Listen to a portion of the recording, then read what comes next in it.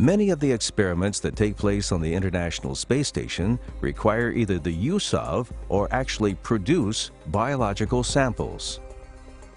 In order to preserve these samples for their use in various tests or their eventual return to Earth, scientists at the European Space Agency developed a specialized freezer rack called MELFI, or the -80-degree laboratory freezer for ISS.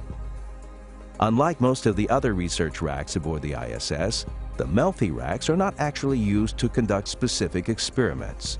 They instead store assorted samples at 39 and -112 degrees Fahrenheit.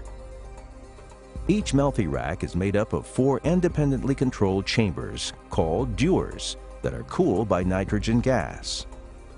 Each dewar contains 4 trays that can hold up to 175 liters, or 85 kilograms of plants, cell cultures, or human tissue and fluid samples.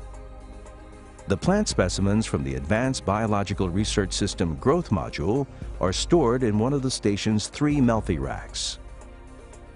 Because one of the primary areas of study on the ISS is human physiology, MELFI stores human samples like blood, saliva, hair, and urine.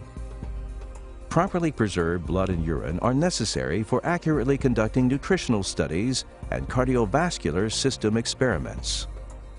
Hair samples used in the study of microgravity's effect on metabolism and gene expression require the MELFI's continuously monitored low temperature for accurate results. Thanks to the MELFI racks in the Kibo and Destiny laboratories, astronauts aboard the ISS can conduct and preserve the results of these valuable experiments.